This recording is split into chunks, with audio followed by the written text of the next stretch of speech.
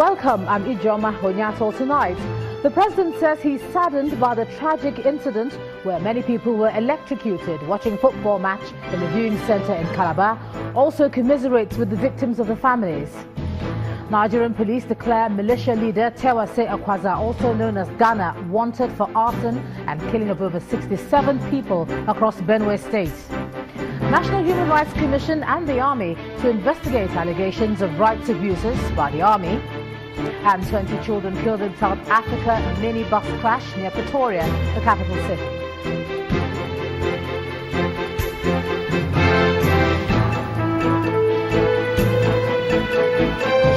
And on business news tonight, Central Bank suspends implementation of cashless policy, directs banks to refund charges to debited customers.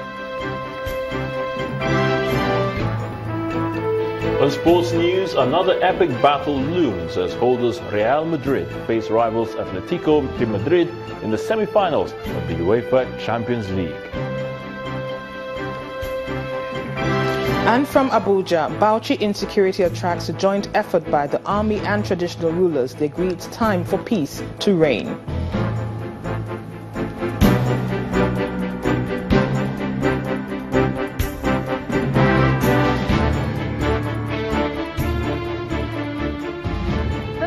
Police has declared militia leader Tewase Akwaza, also known as Ghana, wanted. Tewase is accused of killing 17 people and destroying property running into millions of naira in Zakibiam, Benue State. Addressing a news conference in Abuja, the force public relations officer Jimo Moshood, who paraded 19 members of Akwaza's gang, says the suspect is wanted for killing 50 other persons in different locations of Benue State. The police also announced that the Benue State government is offering 10 million naira to anyone who provides information leading to his arrest. So far, 50 people have been killed in several attacks allegedly masterminded by the militia leader. He said Tewase Akwaza, aka Ghana, is wanted for merciless killing of several innocent persons, 17 Sakibiams, and about 50 in other different locations in Benue State, and for wanton destruction of property worth millions of naira by Hassan at Sakibiam in Benue on the 20th of March 2017, and for other capital offences such as kidnapping, armed robbery, culpable homicide, mischief by fire, criminal conspiracy, and others. Police investigation revealed that he is also responsible for the killing of Mr. Denis Igbana, late the special advisor on security to the executive governor of Benue State, Chief Samuel Otom.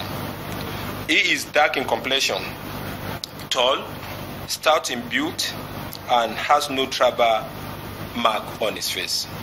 Tewase Akwaza, aka Ghana, is a dangerous suspect and an indigene of Bise in Katsina Ala local government area of Benue State.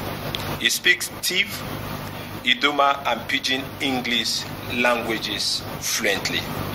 A handsome reward awaits any person with information that leads to his arrest. I want to make it clear that the Benue State government has placed 10 million naira rewards for anyone with useful information that can lead to his arrest. The residents of Calabar have been speaking on the tragedy that struck last night following the electrocution of some football fans at a viewing centre in Cross River State. Eyewitnesses put the number of the dead at 30, with the state government claiming 7, while one of the hospitals where some of the bodies were taken acknowledged receiving 8 bodies. Meanwhile, the state government has ordered the setting up of a commission of inquiry to look into the circumstances surrounding the incident. A Black Thursday for the residents of Nyagazan community in Calabar municipality. Scores of people had converged on this football viewing centre to watch the UEFA Europa League quarter-final match between Manchester United and Anderlecht on satellite television. They never bargained for what happened minutes into the game. A high-tension cable disconnected from its mooring and fell on the roof of the viewing centre. Many of the football fans were electrocuted, throwing the entire community into confusion. They were trying something. This woman has become a widow as a result, as her husband was one of those at the viewing center. Everywhere turned to red. Oh, they were inside. Nobody came outside. They rushed to come out. Everybody was just on top of one another. On top of one another.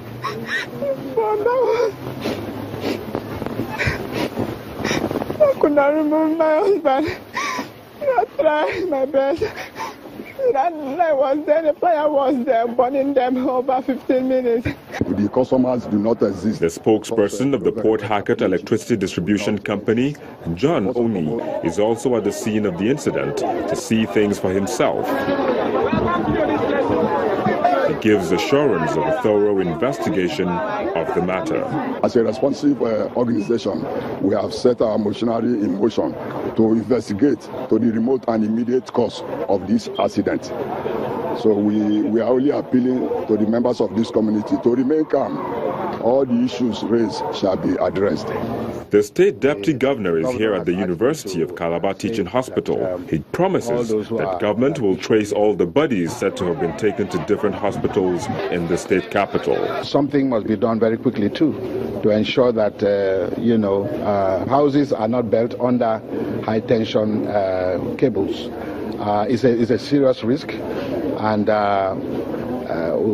the Commissioner for Lands is here, and he's supposed to check all the houses that are built there, whether they have due approval to have built the houses in those places. All those who are on admission here will be treated at the expense of the government.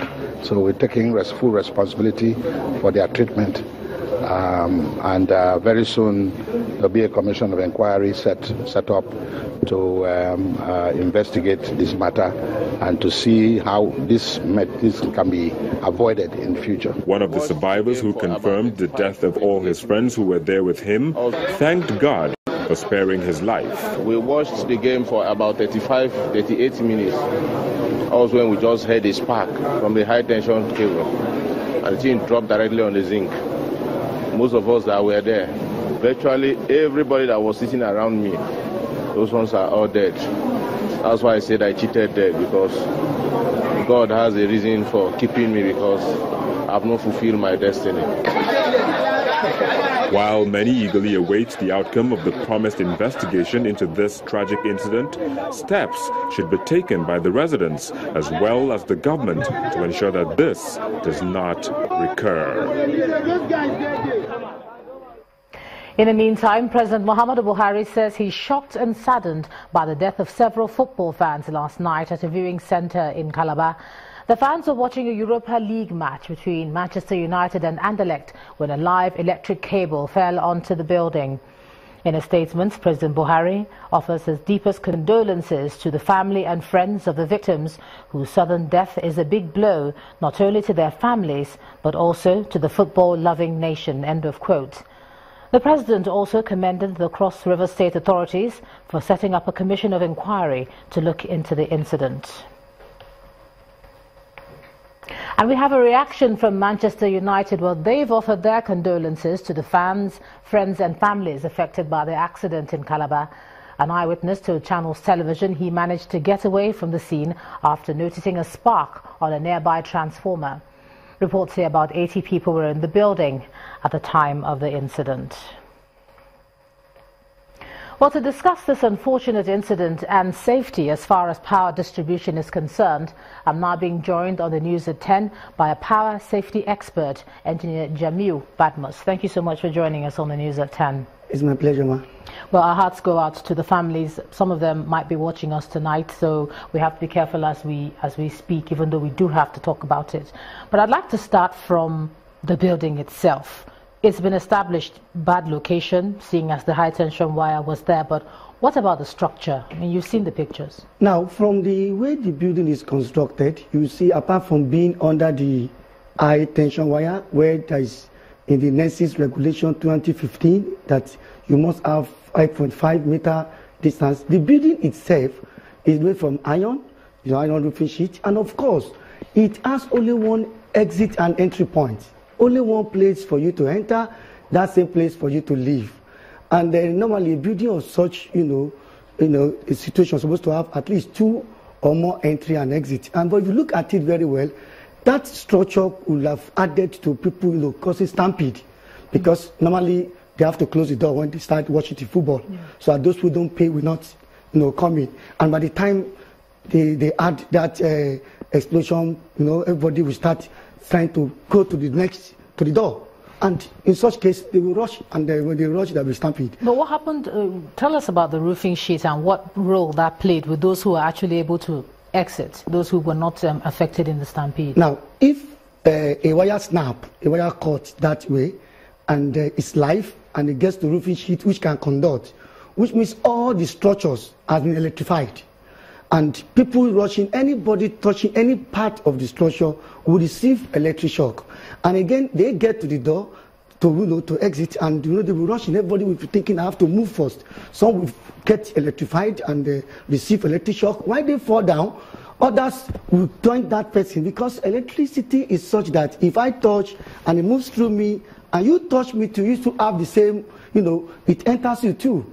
And that is why you see people falling down, falling on themselves. Just to put the minds of those who are in that area at rest, you said that it was the whole area, that side got electrified and all that. Is it safe now? Yeah, it will be safe, because the moment you have such thing, the electricity company, distribution company, the next thing they will do is to isolate that feeder. And that makes all that area, they do not have anything like electrification anything again, because it will take up their supply. Let's talk about the electricity distribution company in charge of that area. I mean, obviously you know what sort of damage this type of thing has caused. What should they have done? The company, as far as I know, from records that we have, they really tried their best in putting some bad network structures in place. I can tell you authoritatively that they have resolved over 54 network results for all their installations. The power company came from the NEPAs, the PHCN of those days, and they have a lot of infrastructural decadence, and all these distribution companies, they started trying to rectify some of these problems. In short, this incident it pained most of us in this power safety sector that look, if as of today, January to March, all the past distribution companies altogether, they've resolved over 1,640 network issues that are bad. And this Port Harcourt has done like 57 or so.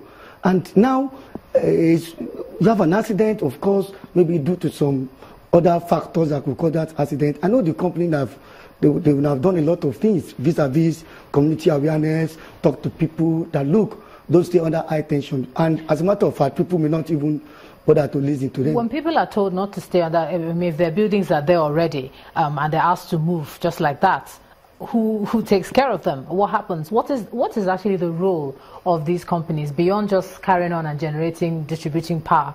The truth of the matter is this: their power is very limited. As a distribution company, you distribute, and somebody comes to your right of way. In the Nigerian Electricity Regulatory Commission Standard, Health and Safety Code, and the NESIS 2015 regulation, is very clear that 5.5 meters you have. But NEC, that even regulate the industry, with NEMSA that also supporting regulation, they don't have power to tell the people to leave. They can't demolish. Demolition of those properties and structures that are illegal is under the purview of the government. The state government should take actions, they should take some proactive actions so that we don't take reactive actions. Okay. They have to be proactive. You're in the industry, obviously. You've seen that there's a committee that's going to be set up. I mean, even though we don't like to hear committees because sometimes it takes a very long time before we have any outcome. What's the first thing that you would recommend if you were a member of that committee? In short, the first thing I would tell the committee is basically, fundamentally based on the law of this country, power sector is highly regulated. As I speak to you right now, in that place, some of our colleagues are there, those who are passionate about safety. As I speak to you right now, the Nigerian Electricity Regulatory Commission, there is a standard. When this thing happened, the Health and Safety Department of that company, PHEDC, would send to NEC that this has happened one day, 24 hours. If they fail, they are in trouble. And within 3 days, they will have preliminary reports of this incident. I know that is being done. I will advise the committee to allow technical expert people to investigate and then look at the recommendations and work on it.